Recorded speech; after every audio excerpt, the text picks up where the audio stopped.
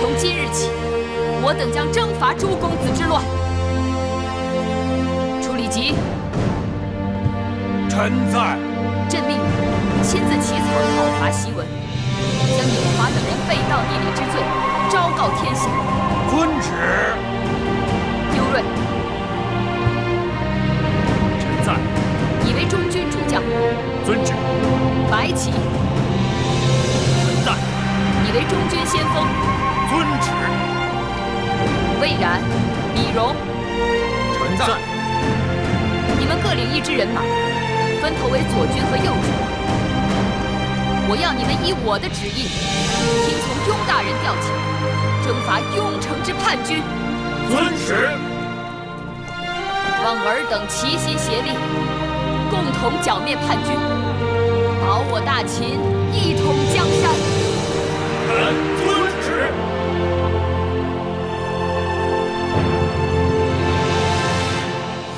真好。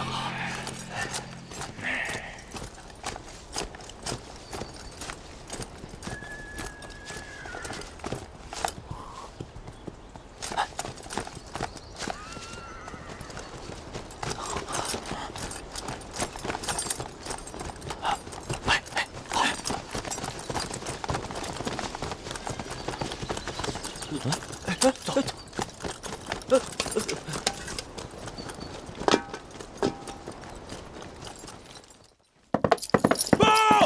白起将军大败公子峰！报！白起将军大败公子峰！公子雍率众归降！捷报！捷报！公子雍率众归降！捷报！捷报！司马错将军与一群军平定蜀中之乱！司马错将军与一群军平定蜀中之乱！捷报！捷报！什么友谊？喝了这么多的药，一点用都没有。太后，您消消气，这兵来如崩，兵去如灯，急不得。我不是急，我是恨啊！樱花这个没用的东西，他也能算是一个大王。不但朱公子没有几个甘心跟随，就连他自己的将士都拢不住。这芈月的兵马刚要打来，自己底下的将士就散了一半。平日里天天围着我转，这10天半月人呢？这人都干什么去了？他打的什么主意？惠后，如今王军与兵临城下，咱们得想想退路。退路？往哪儿退呀？这世上没有一个可信的人，就连自己的至亲骨肉都靠不住。我往楚国写了多少封信，没有一封回信呐！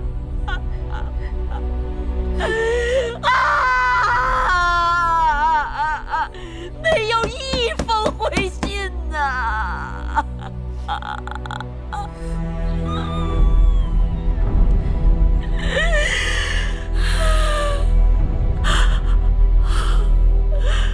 珍珠，我让你给我准备的鹤顶红，惠后，你得给我备着，到时候放在手边，以免到时候措手不及。惠后。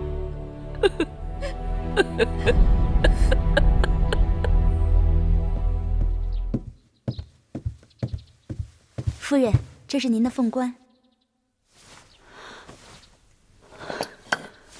大王真是孝顺，让雍城最好的缝纫绣娘做出来的嫡衣，一点不比咸阳宫里头的差。这会不会僭越了规制啊？夫人是大王的亲生母亲，就是该让天下知道大王心里头最敬重的人是谁，免得人前人后让惠后压了夫人一头。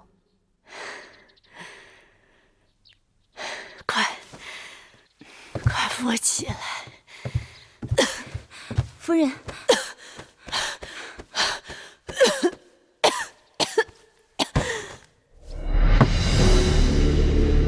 军已经开始攻城了。大王，南门也兵力空虚呀，北门也快顶不住了，损失惨重啊！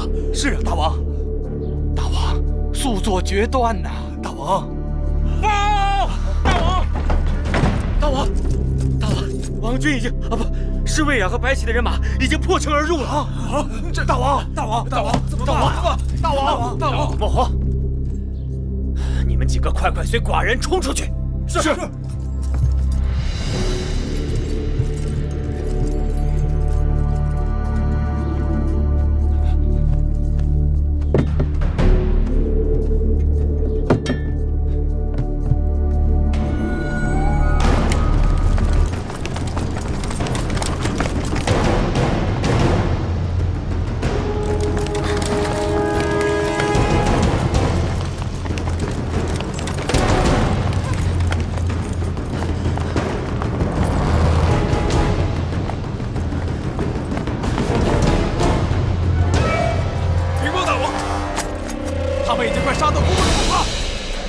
杀出去！是。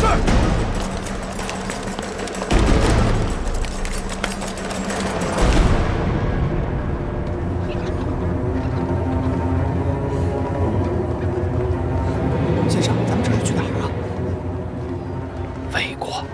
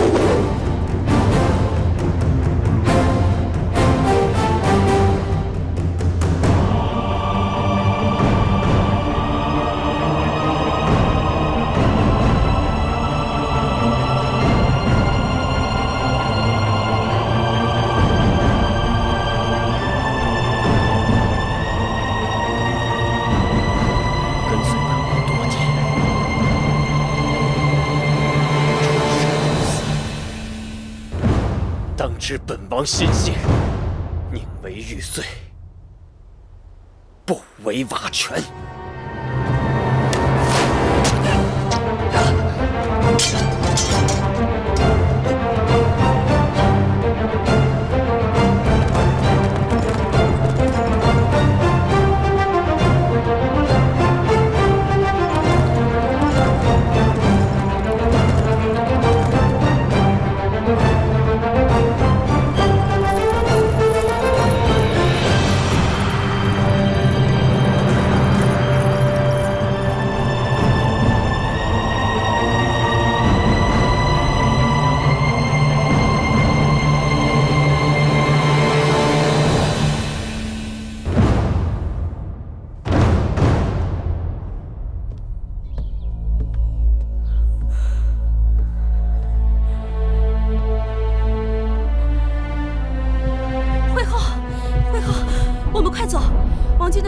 杀进雍城了。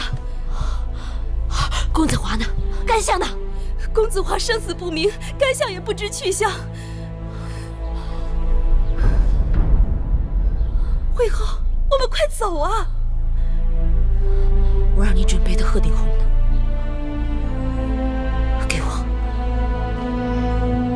给我！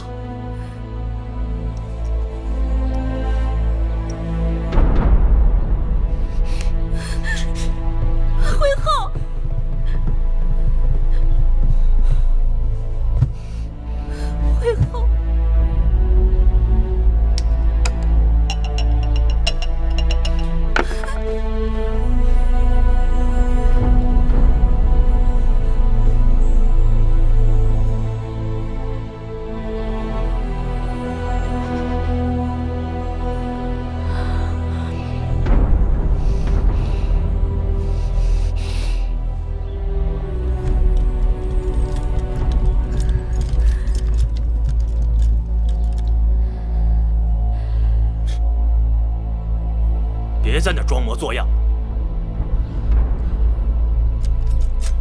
请吧。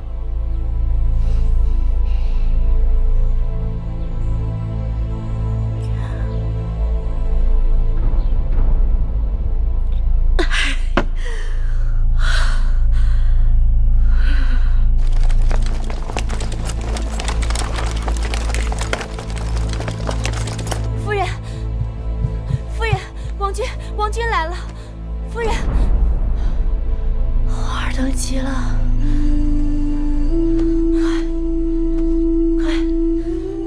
快把我的笛拿过来。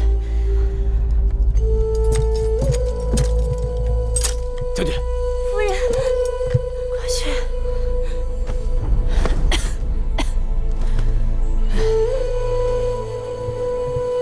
笛。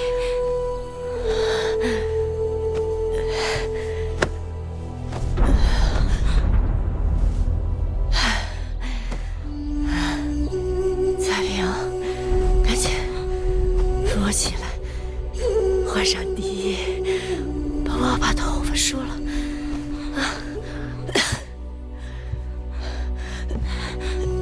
夫人，夫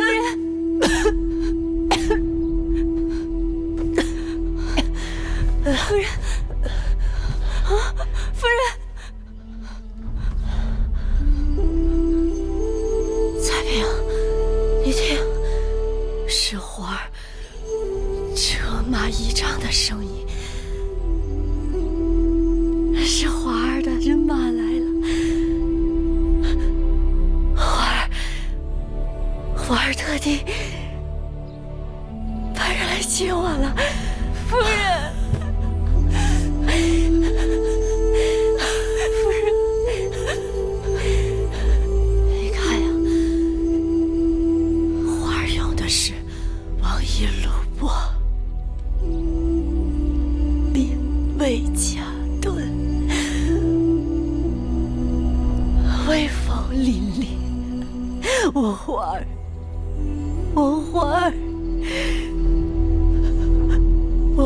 儿，当上大王吧！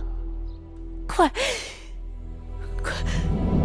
帮我把笛穿上，快！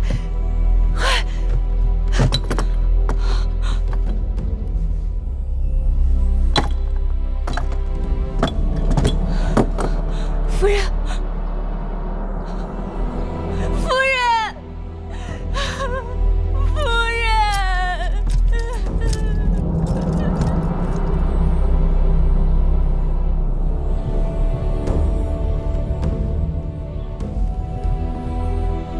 报！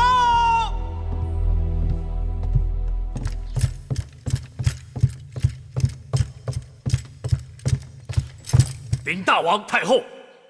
我王军攻下雍城，生擒公子华和芈姝，诸公子之乱就此平息。臣恭贺大王，恭贺太后，兴许大秦社稷，从此四海升平，八方宁静，万国来朝，千秋太平。自此，在秦武王嬴荡死后，被史书上称为季军之乱的秦国3年内乱彻底平定。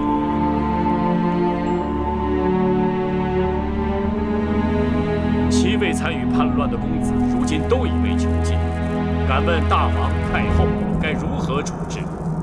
秦法上规定，叛乱之人当如何处置？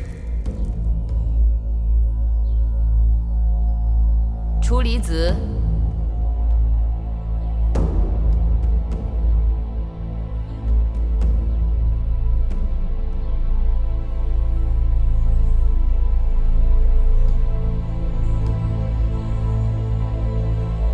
司马将军，臣在。臣以为当斩。不可！有何不可？他们都是先王之子，纵有罪行，怎可与庶民同责罚？是啊，都是公子王孙，纵然是谋反，成者为王，败者只是不关痛痒的轻罚几下。江山社稷成了他们手中的玩物，全然不顾祖宗庙堂使路出没，八乡四野豺狼横行。3、5年后，他们高兴了再反一次。谁在意生灵涂炭、哀鸿遍野、民不聊生？不让他们付出代价，造反在我大秦便永远如同儿戏。枉死几万兵士、数十万庶民，亦如大风吹过，片叶不沾。如此国不成国，法不成法。一旦外敌到来，江山覆亡，呜呼哀哉，灰飞烟灭。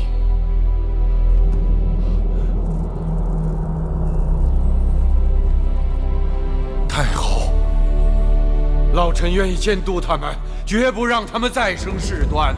楚离子，你已经多大年纪？他们多大？你能活得过他们？你要知道，今日我把此事放到朝堂上来讲，就是要给天下人一个警示：乱我大秦者，当如何下场？太后，赵廷尉，依国法论，全部处斩。太后，你若将诸公子处斩，老臣再不敢立于朝堂了。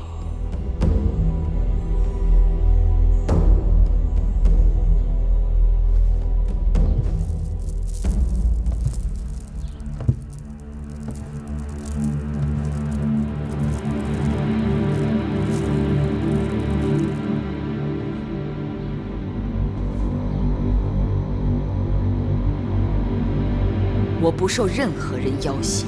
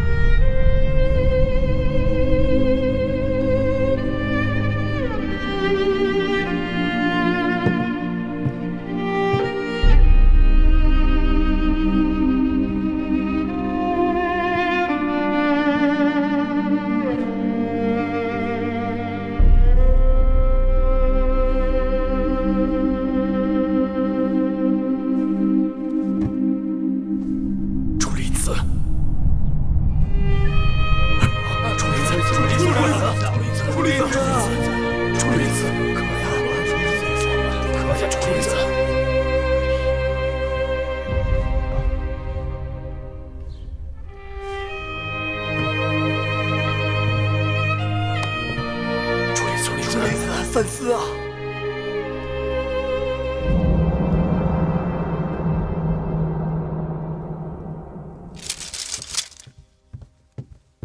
太后，义局君回来了，快请。是。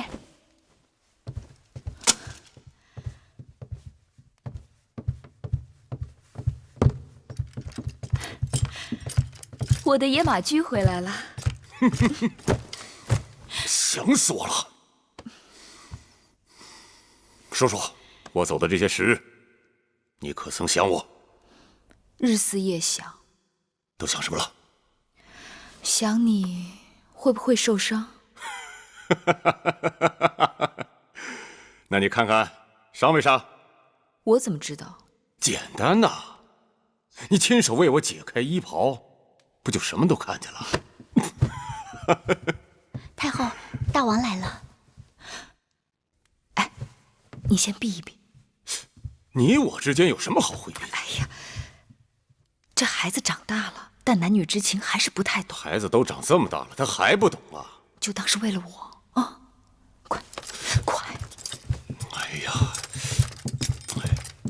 快点啊，等不及了。母后，母后，母后！哎呀，都是大人了，怎么还这么毛毛躁躁的？母后，我来这是想问您，您真的要将那些造反的王兄们通通处死吗？是。那怎么了？可他们都是父王的儿子，也是我的手足兄弟啊。你说的对，也不对。他们是先王的儿子，是你同父异母的兄弟，但他们许多人并非是你的手足。此话怎讲？请母后明示。手足是什么？是互相扶持，互相依托。但他们只是磨得雪亮，互相厮杀的刀刃。这不怪你，也不怪他们。你父王在后宫中有不少女子，这些女子给你父王生了不少儿子。他们一出生，命里便注定，他们彼此之间会争斗不止。一个国家只有一个国君，谁不指望自己是那独一无二的人？为了他杀戮无辜，绝不手软，这还算得上是手足吗？可是，像父王和处理子那样的兄弟，不也很好吗？他们是兄弟，但他们更是君臣。首先要为臣者安于为臣，为君者爱护臣下。这样的兄弟，我已经给你留好了。魏良人的儿子公子迟，屈应人的儿子公子雍，他们都心甘情愿臣服于你。你能够有几个这样的臣下兄弟，足矣。母后，再给那些公子们一次机会吧。我给过他们每一个人机会。这几年之中，无数次派人劝说他们放下武器，入朝归来，可他们都拒绝了。这几年里，他们为了自己的私欲，扩大地盘，招兵买马，穷兵黩武，令得我大秦内乱不止，法度废弛，农田荒芜，人心混乱，多少性命葬送在这些公子操纵的私斗中。这是他们的大罪，百身莫赎。若是因为他们是公子王孙就可以免罪，那还要秦法何用？可母后这样杀了他们，只怕天下人会议论纷纷，他们会说母后不仁。哼，天下人要围攻秦国还欠理由，若因为怕就畏首畏尾，自废手脚，如何执政秦国？再者，既然这不仁的罪名一定要有人背，那就干脆让母亲来背吧。记得小时候你爱吃鱼，母亲总替你将鱼骨挑了，眼下母亲就把它们视作是鱼骨。等有一日你亲政了，就不会被这些鱼骨哽住喉咙，你就可以做一个天下人敬慕的仁义的大王。可不管怎么说，他们也是王族，人言千金之子，不死于世啊！矫情！不死于世死在哪里？有人谋逆，明明该死，却要我假意仁慈，发配他们到乱军之中，然后暗使手段，或下毒，或坠马，或落崖，让他们死得无声无息。我偏不，我要让天下人看到，我用国法杀他们，名正言顺，以儆效尤。我也要让天下人看到，我言出法随，一切都在光天化日之下，不必矫情伪饰。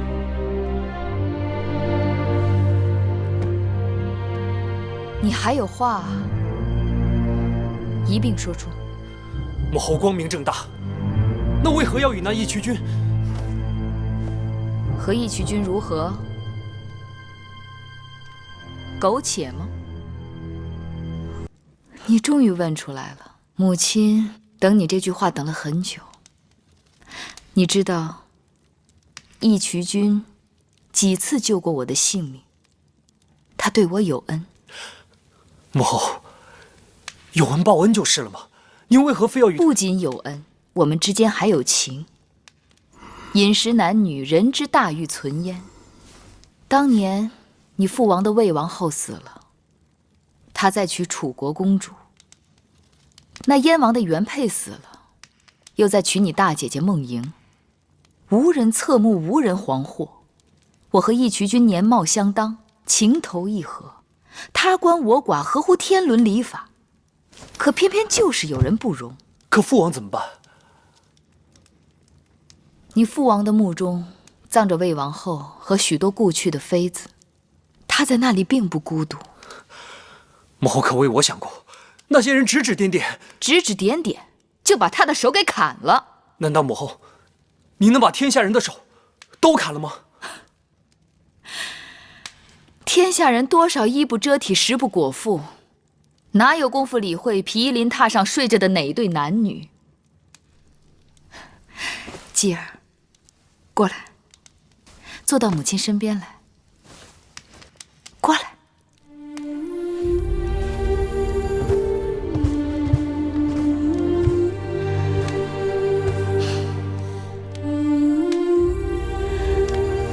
我的继儿长大了，继儿成年，就该慢慢懂得母亲了。母亲一生周折，亲人寥寥，珍惜眼前所有。但继儿记住，无论何时何事，母亲都不会弃你而不顾，弃秦国而不顾。继儿知道母后的不易。说到阴阳相配，乃是天地之大理。继儿成人，是时候要为你娶妻了。我为你许下的王后是楚国公主，人贤淑漂亮。一会儿我就让人把画像送到你宫里去。不用，儿臣的婚事由母后做主，儿臣先回去了。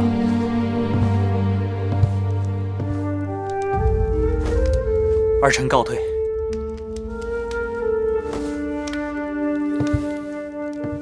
太后，外面下雪了，好冷啊！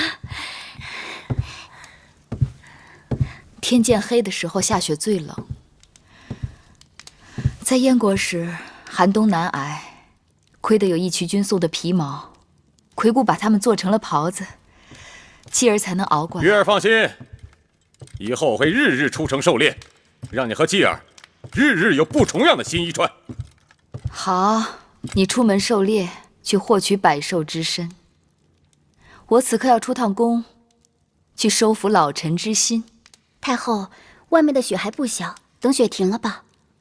我刚回来，明日再去吧。这事等不得。何况你也知道，出门打猎若天气不好，反而会有意外的收获。公元前305年，叛乱七公子在咸阳伏法，诸公子之乱就此平息。醒醒！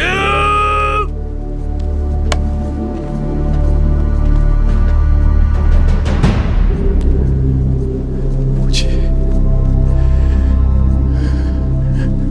我来了。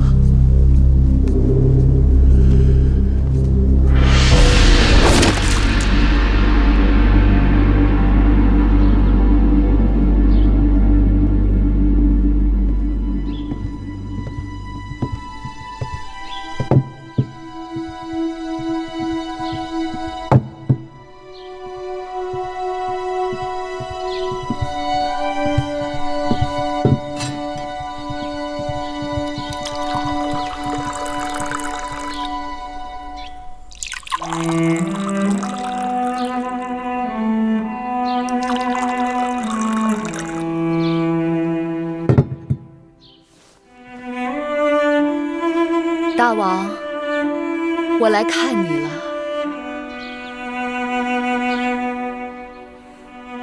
记得那一次，你带我出游，拜谒商君之墓。当时我糊涂着，我想你既然恨他，为何要祭奠他？你祭奠他，为何却要让他的尸骨埋在荒山之中？可此刻，我总算隐隐绰绰知道了原因。有些人尽管活着的时候，他可能是你的敌人，但有一日，他的幸福却不知不觉地会成为了你的幸福，存留在你的心头，在你的血脉里，成为你生命中的一部分。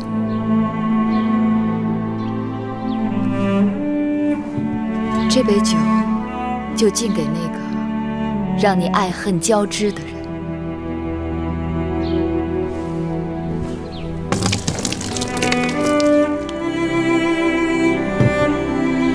你是秦国后宫所有女子的夫君，于我却是第一个男人。我曾经爱慕于你，依恋于你，视你为父为兄。你对我有桃李之交，开导蒙昧之恩。尽管妇人之情与你是最看轻的，远远比不过江山社稷，但你却给了我从未给过其他妇人的信任。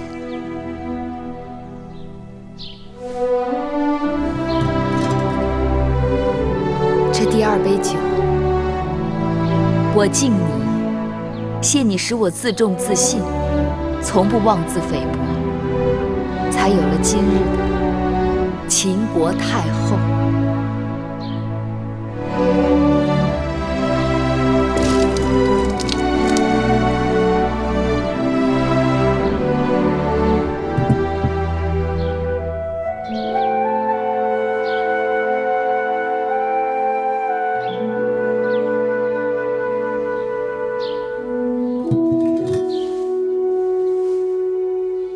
这第三杯酒有些难了。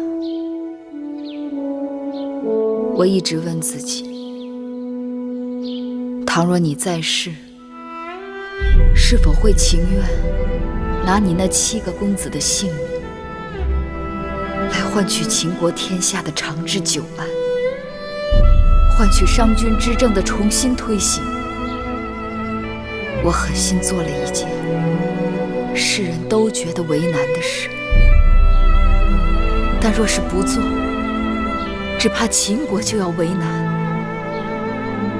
我今日站在这里，是想对你说，我所谋划的，正是你曾梦想过的王图霸业。有朝一日与地下相逢，我可以站在你面前对你说，我无愧于你大王嬴驷，无愧于嬴氏列祖列宗，无愧于秦国先驱的王力。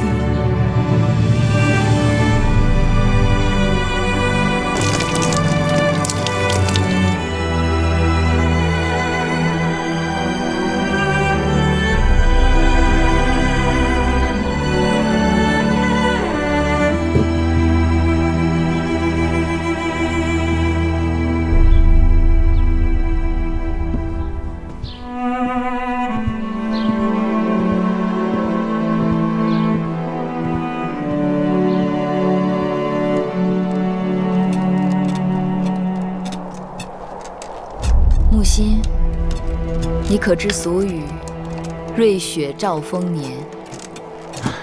我们那边都说冬有300是丰年。宫内一片祥和之气，不知那会后在清凉殿怎么样？那清凉殿并非冷宫，只是伺候的人少了点，用度减了一些，倒也没大委屈他。他回咸阳不少日子了，我也该去看看他了。是。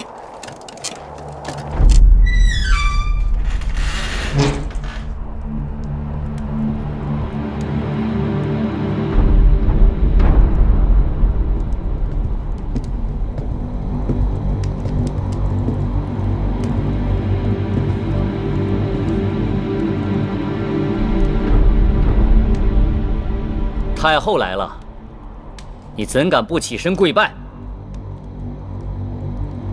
我从未听说太后为何物。天下都知我是先惠文王原配之后，你口中的太后，只不过是我的陪嫁印。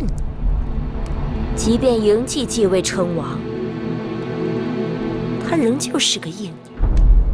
我是大秦唯一的惠后，只有我才是母后。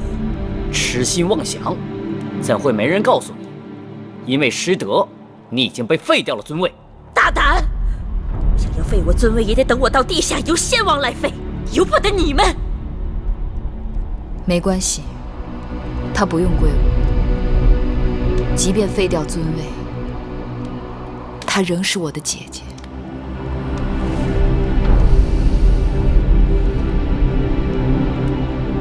你们先出去吧，在门外等我。是。是。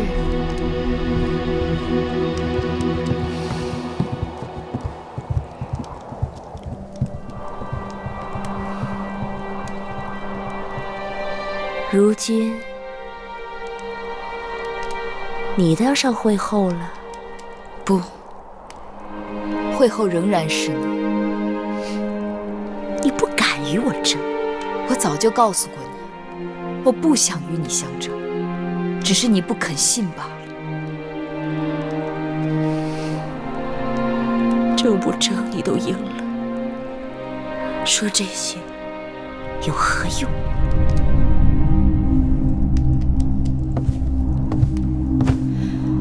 姐姐，你会放屁吗？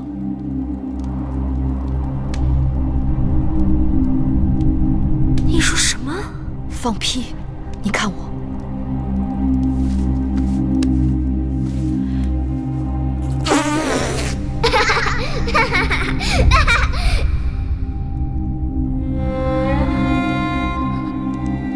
我放一个。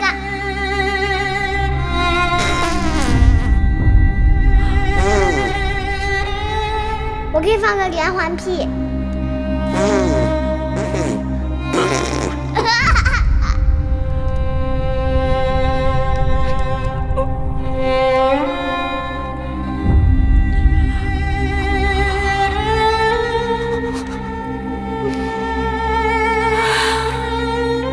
我是嫡公主，你见了我，应该行大礼。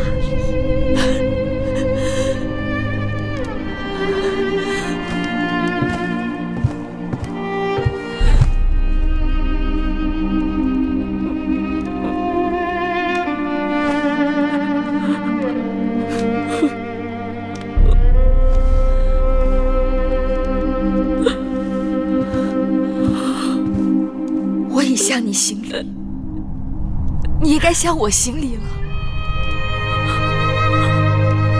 为何来而不往，非礼也。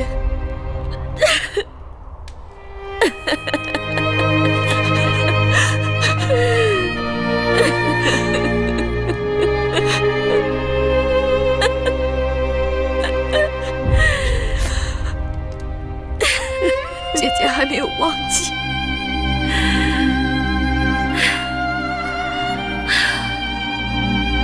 忘记什么？忘记我们的当初。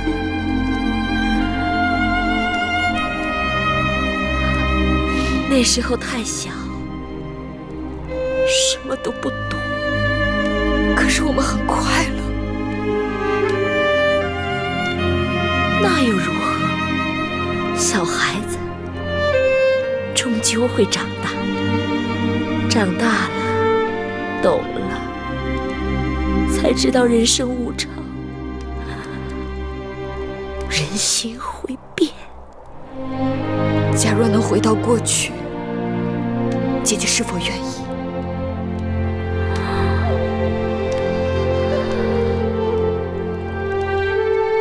你我都已回不去了。不曾试过，怎知不行？是什么？怎么是？难道你能让时光倒流，能让先王与我情义如初，能让大儿起死回生，能把江山社稷重交于我手中？假若没有那么多的纷争，你我能回去吗？不可能，你我一开始就错了。我是嫡公主，生来就该做王后、母后，而你是庶出，只能给人做应女。所以，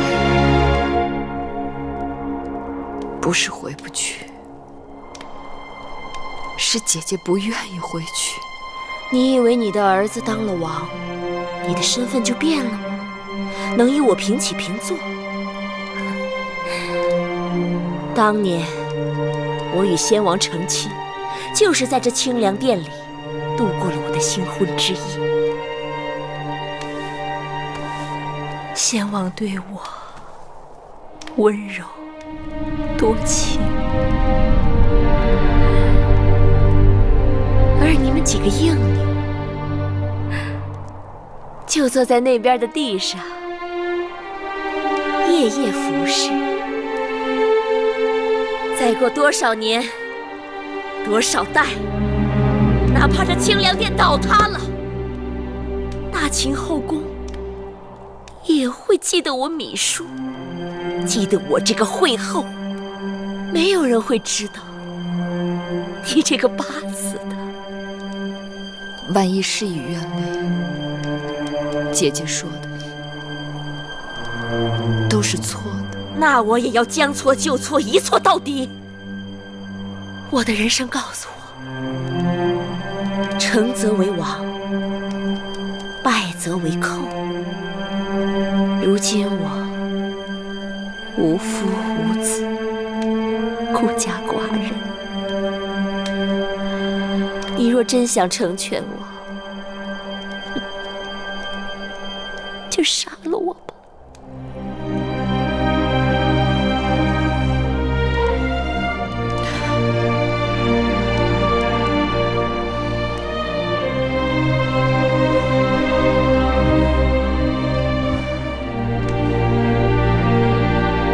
我不会杀你的。你不杀我，难道你还要把我留下来，百般折磨我，让我生不如死吗？姐姐，你又错了。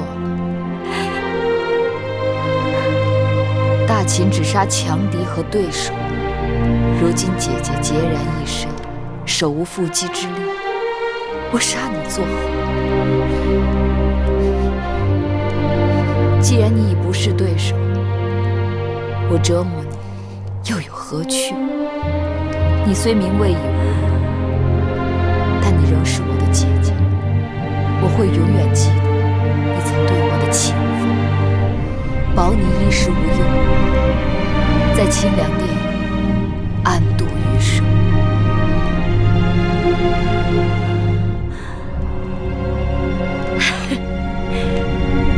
不，你是不敢杀我。我是嫡，你是应，你不敢杀你的主子。你希冀你永远为主，我永远为奴；你高高在上，我沦落尘埃。可如今世道变了，我与你之间的一切到此已经全都结束了。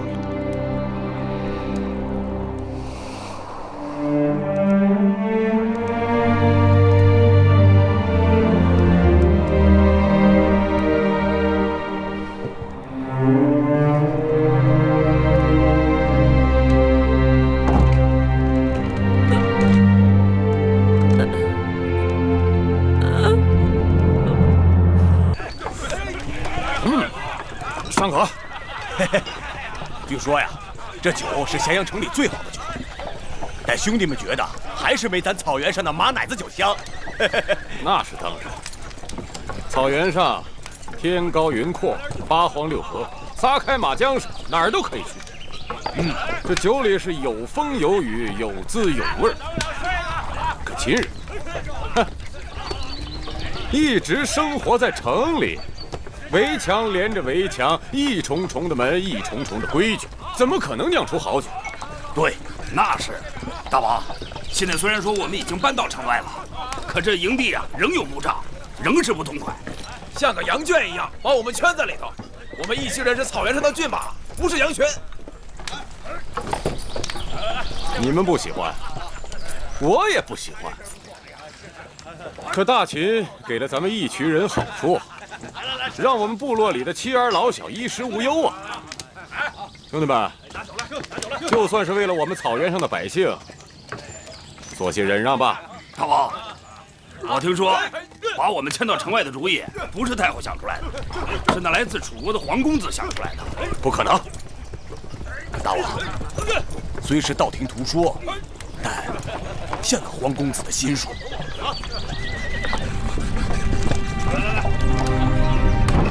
人呐，过来人！不知义旗军大驾光临，小的有失远迎。楚国的黄公子，黄先在哪儿？黄公子可是我们这里的贵人呐，宫里常常都有车马迎送，不是太后要向他咨询国政，就是大王要向他请教学问，让我们这些小医馆蓬荜生辉呀。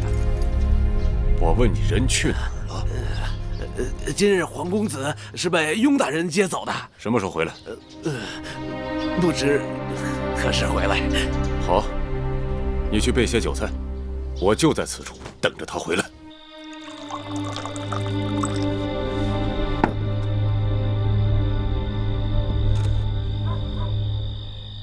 罪过罪过，让义渠君久等了。黄公子是贵人呐，见你一面，自然不易。哎呀，义渠君笑话，你才是秦国的贵人。燕国一别4年，你依旧神采奕奕。既然公子回来了，你我先喝一杯。好，正好我也渴了。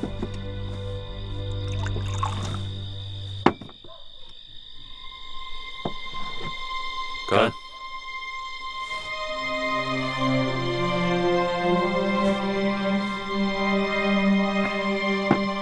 黄公子，草原上的人喝了酒，有话就不藏着掖着。我有一事不明。义渠君请讲。男子汉大丈夫，当断则断。当日在燕国，我走得义无反顾，那是因为月公主决意要跟你走。可如今，她已成为我的女人，你为何又追到秦国？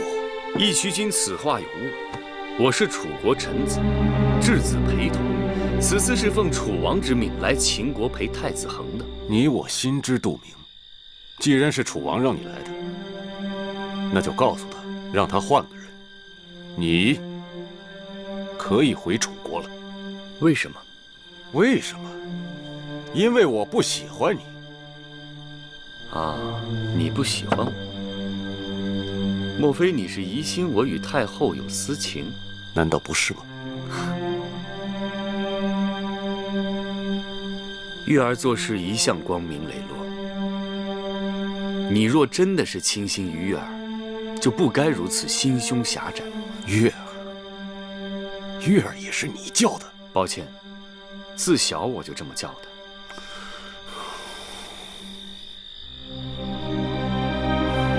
眼里不揉沙子，你给我立刻离开秦国。这里是咸阳，谁去谁留，不是你说了算。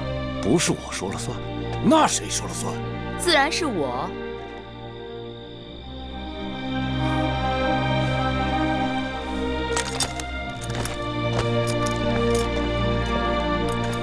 太后，大王，黄公子免礼。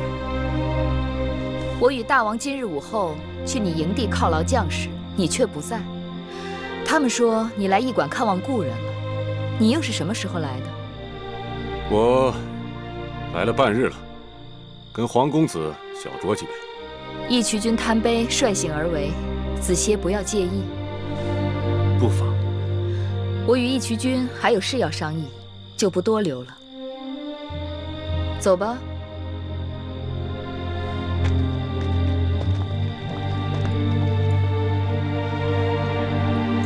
还愣着干什么？还不走！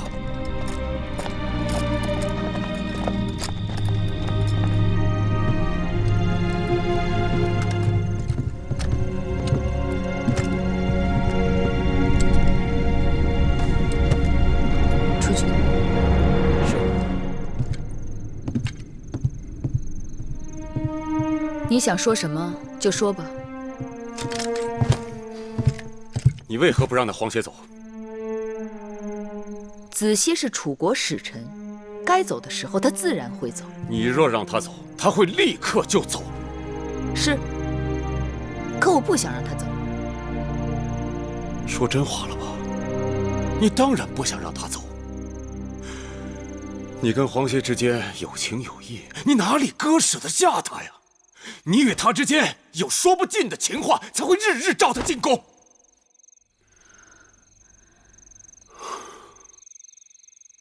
你若如此想，随你。你舍不下他，你却舍得下我，因为我翟离是你芈月召之即来，挥之即去之人。我芈月何曾怠慢过你？你义渠君又哪会甘心受人驱使？你是太后啊！当日你需要打天下的时候，你自然把老子放在前面。如今呢？我们一群人替你打下天下了，可你的眼中却只有那些耍嘴皮子的人了。你说我翻脸无情，过河拆桥，在我们草原，这叫卸磨杀驴。你无理取闹。哼，你是觉得心虚，你是觉得对不起我吧？你到底想怎样？我想怎样？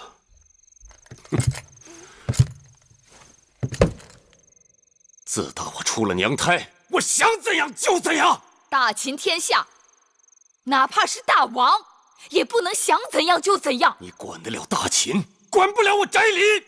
如今你是大秦臣子，万事要有规矩。臣子？我不是你男人吗？好，我不做了。不做什么？臣子还是男人？老子什么都不做了。义渠君，翟离，回来！你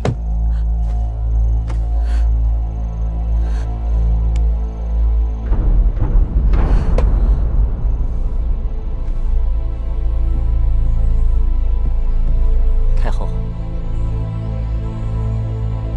有事吗？义渠君走了。他去哪儿了？一早有人来禀报，说他带着几个心腹之人离开营地，回老营了。他果真说得出，做得出。太后，按照您和大王的旨意，我和雍瑞等人草拟了在大秦境内逐渐废分封、推行县郡制的政令，由朝廷任命郡守。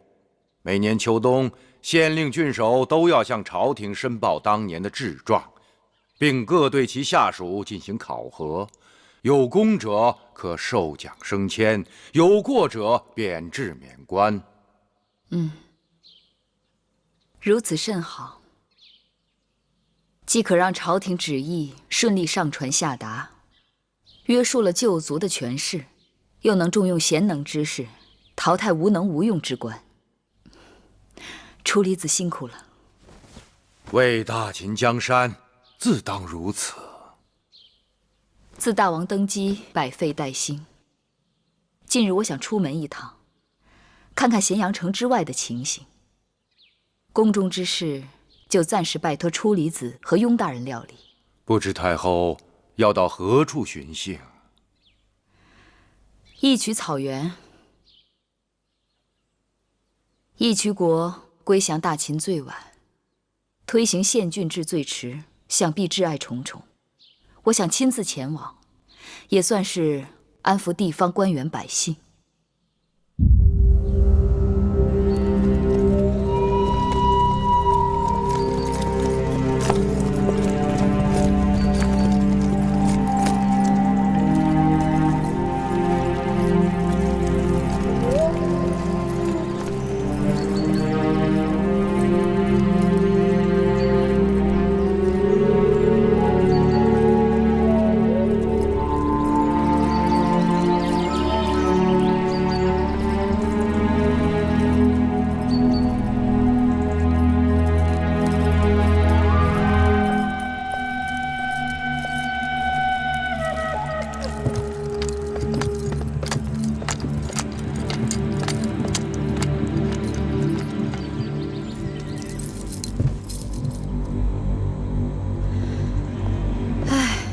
一路上鞍马劳顿，还真有些渴了。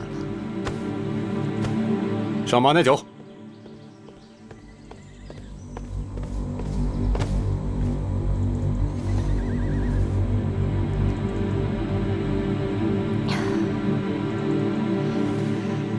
义渠君过去总念叨，说草原上的马奶子酒好。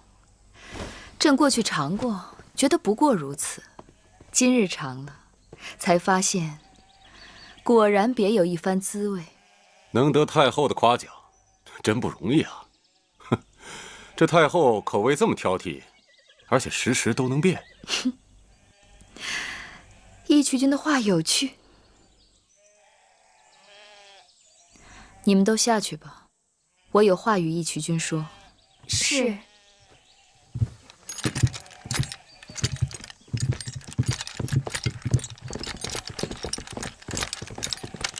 虎威将军，我没事了，下去吧。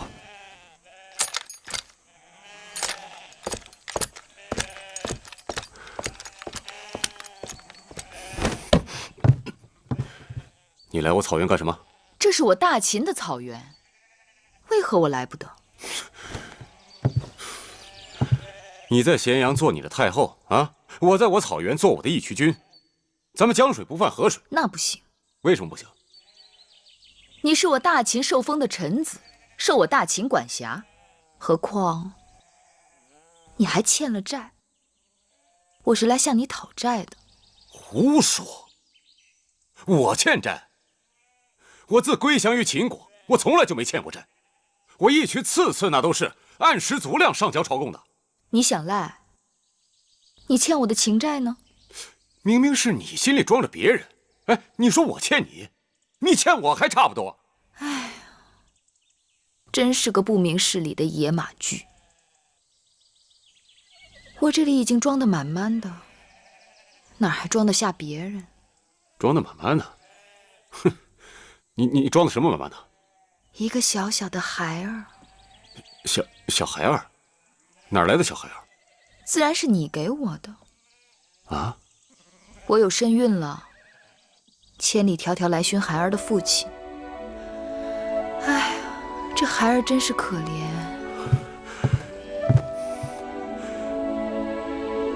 你是说，你怀了我们的孩子？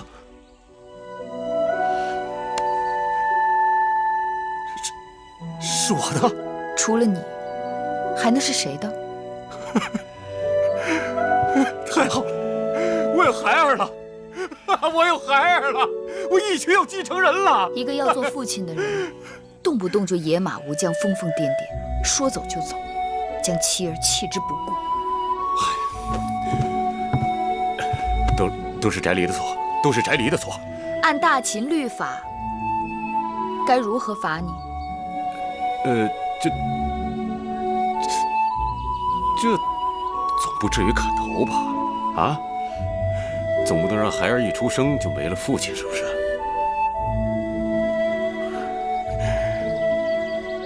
哎，不对啊。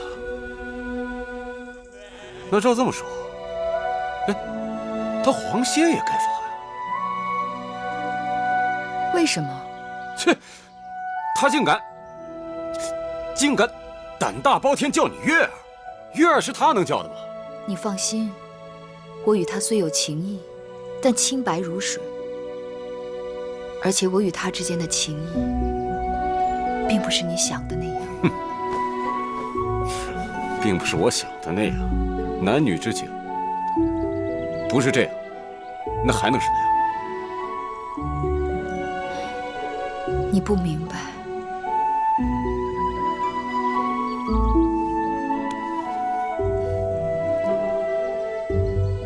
如何才能叫你放心？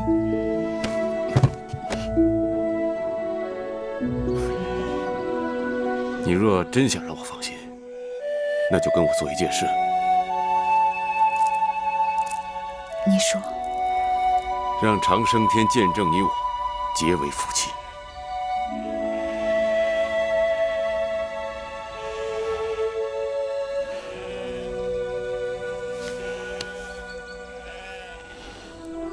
我愿意。你愿意？你真的愿意？我愿意。怎么样？怎么样？啊？可惜呀，老吴死了。他要是能活着看到这一幕啊，还不知道会哭成什么样。老吴为何不看好我们的姻缘？他呀，老糊涂了。咱们这明明是桩喜事，他非说是祸事，你说是不是老糊涂了？啊？他真的是这么说的。别听他的。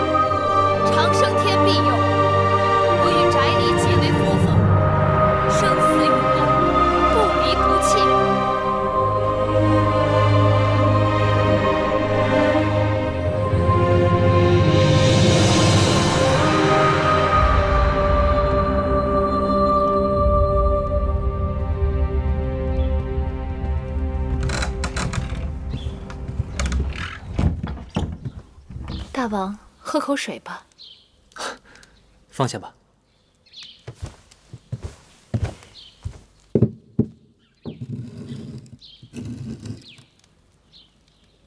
幕后从义渠草原回来了。果然知道，已经回来好几日了。大王是否听说了什么？什么？你说话呀！母后。母后怎么了？母后怀孕了。你说什么？怀孕？是。是不是那一群人的？说话呀！说话呀！是不是那一群人的？是。岂有此理！岂有此理！果然这就去找母后。大王，去不得！大王，你让开！大王去不得！听说几年前母后就因为误伤义渠郡的事罚过大王。那又怎么样？果然总不能眼睁睁看着母后她跟那个戎地男人生下孩子吧？让开！大王去不得！大王，这种事大王您不能出面。再怎么说她也是您的娘亲母后啊，父为子隐，子为父隐，职在其中。您跟我说过，母后的一生不易，你若是为她着想，就暂且忍一忍，切莫伤了母子之情啊。可这问题是大秦江山的社稷，我不出面，照样会有人出面。我一个人挡不住众口铄金、朝堂废议，那就让别人出面。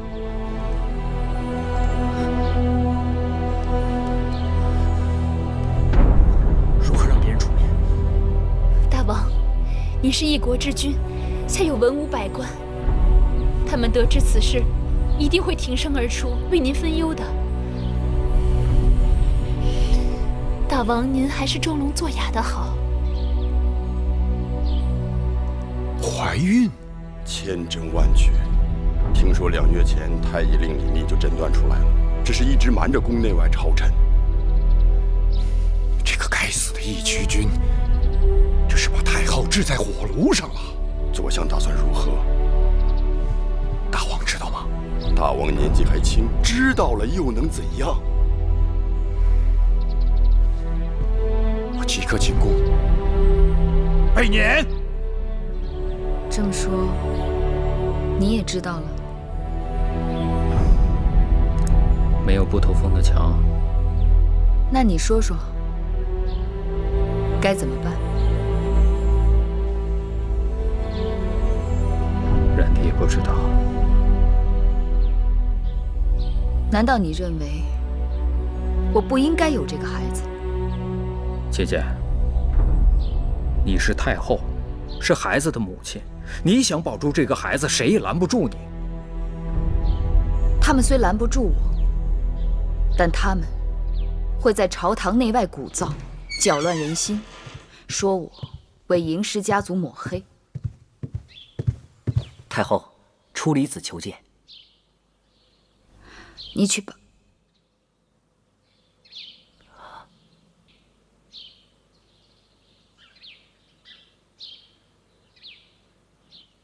你去告诉出离子，说我身体有恙，3日后朝堂上见。是。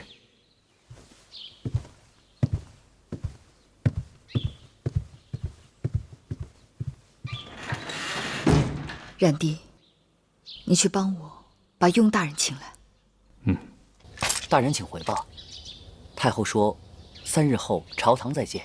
3日后？到时候恐怕什么都晚了。如今此事已经闹得满城风雨，如果处理不妥，3日后大吵，恐怕群臣会把宣誓殿给掀翻的。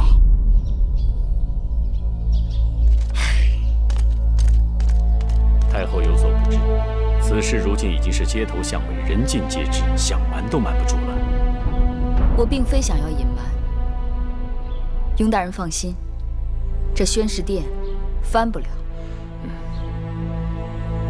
可此事的确难办呐。若不是难事，我怎会找你？虽说世人都言智如初理，但我心里明白，雍大人也是我朝中的极致高人。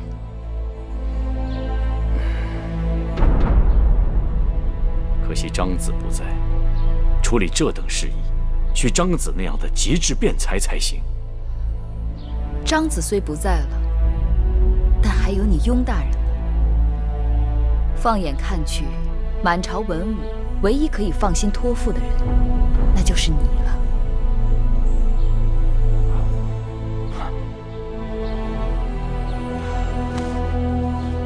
谢谢太后信任，雍瑞将殚精竭虑，尽力不负太后众望。其实还有一人，雍大人或许可以与他商议此事。当真？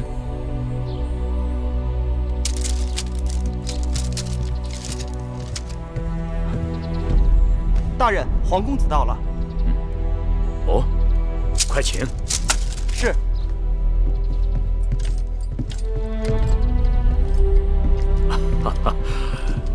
子歇，雍大人啊，快请坐。雍大人，这似乎是在做学问。是啊，在做一场自古至今都没人能做得通的大学问。看来太后为难雍大人了。太后不仅为难我，而且让我找你商议此事，这岂不是要为难你了吗？照我看，这个时候最不该向你提及此事。雍大人不必这么说。太后让你找我来，是因为她早就把我当至亲了。我们之间坦荡相对，毫无隐瞒。这么说，子歇已知此事？街谈巷议，路人皆知。好，那子歇你说，太后坚持要生下这个孩儿，那孩儿既有母就得有父，但明日朝堂之上，太后绝不会向众人提及孩儿的父亲，这该如何是好？那就让这个孩儿没有父亲。我翻遍所有典籍，自古往今，这事儿说不通啊！怎么说不通？周人的始祖是怎么来的？不是天生玄鸟，降而生商吗？既然周人的始祖出生是因为他的母亲吞了个鸟卵，那没有父亲是在情理之中的。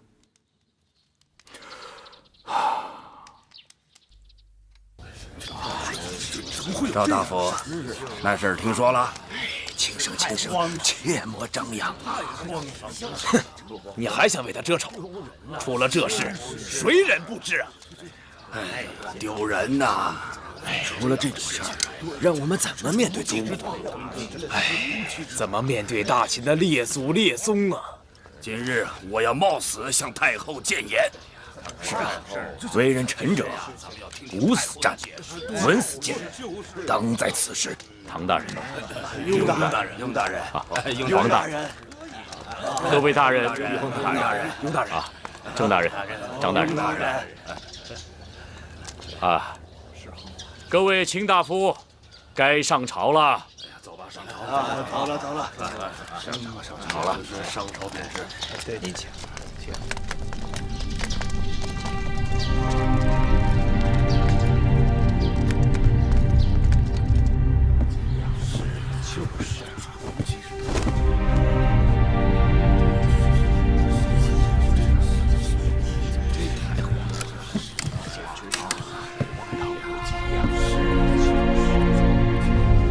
太后大王到。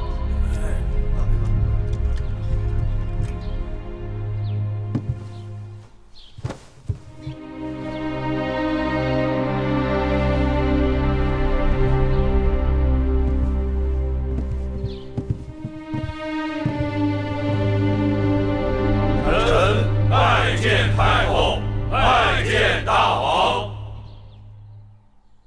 诸卿免礼。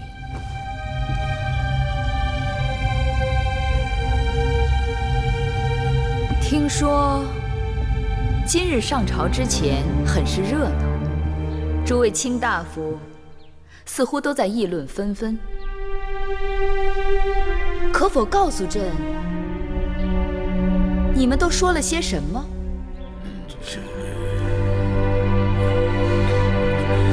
司马将军，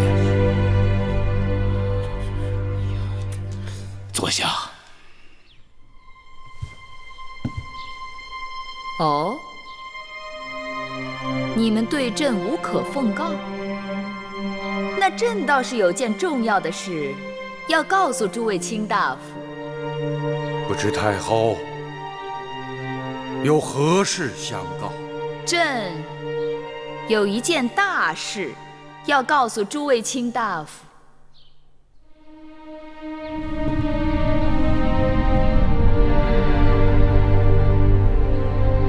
朕有喜了！哎呦，这有这种事情，真是太荒唐了！这怎么可能啊？怎么会有这样的事啊？这种道理啊，你说说得通啊！感恩太后，这喜从何来呀？朕是大秦太后，怀的自然是嬴氏之后啊。太后此言实在是荒唐啊！难道先王去世数年还能够？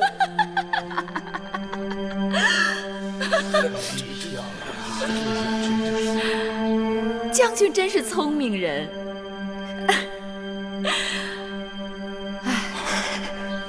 朕数月前曾梦见先王，先王伤感，嬴氏子孙人丁单薄，大王孤单，缺少臂膀，故与朕入梦，孕育子嗣。这说不通啊！这怎么可能呢？简直是不去谈呐！太荒唐了，这就是，荒唐！诸卿不为先王贺，也不为朕贺吗？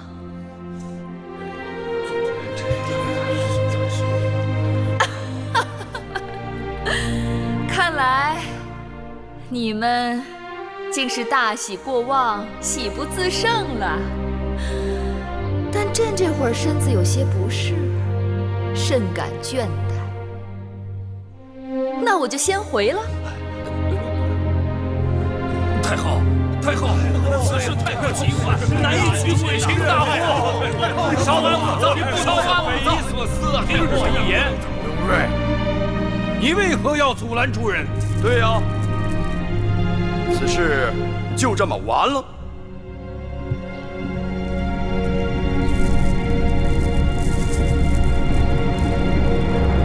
诸位追上去，又能做什么？你说呢？诸位争执半天，无非想要太后给一个交代。如今太后已经给出了交代，诸位还不满意吗？哼，这也算交代。是啊，这就是。先王托梦，太后有身，这简直是拿我们当3岁小儿。就是啊，对。那各位想要太后怎样的交代啊？大秦嬴氏，王家血脉，极容混淆。那各位想要怎样？难道要逼一个母亲杀死自己的孩子吗？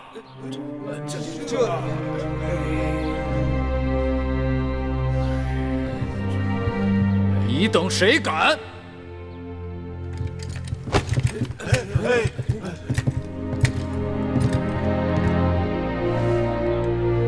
谁想动手？先过了我这一关。那也不能冒充嬴氏血脉。嬴氏毕竟是王家血脉。是啊，就是啊，既然谁也没有能力阻止太后生下这个孩子，那倒不如想想，这个孩子生下来以后该姓什么？难道姓义渠君的姓吗？那他成年以后要不要分封？分封完了，封地归谁？归义渠？不行。大秦将士辛苦得来的疆土，岂能属于外姓？说道理，那只有姓嬴了。这断不可。我等身为大秦之臣，若是坐视王家血脉从此淆乱不堪，何以对先王？何以对列国？何以对后人？列国，列国早有此先例。胡说，哪来的先例？诸位，这是什么？这是大秦的图腾玄鸟。天生玄鸟，降而生商。周人始祖的母亲简狄吞玄鸟之卵，而生下周人始祖契。敢问，契之父在哪里？秦人始祖的母亲姜原采巨人足迹，而生下秦人始祖契。请问，契之父又是谁？那只是古时传说，何以能用之今世？就是啊，是。好，始祖们太远，那就说说今人。当今列国最强者齐国，齐国当中，国力与疆土能与我大秦相匹配的，除了楚国，还有齐国，对否？雍大人，我知道了，你别说了。楚离子，今日必须把话说开了。你。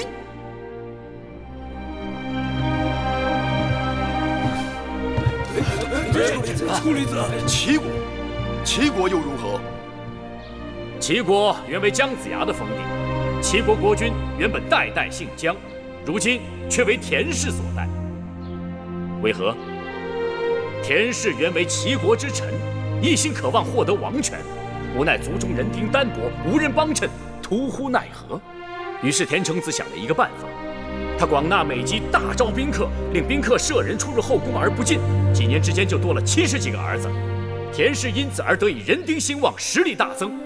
至田襄子时，一举取代姜氏，而成为齐国之王。此为容焉，耻焉。诸位，太后生子，当为嬴姓妇。自然是要姓嬴。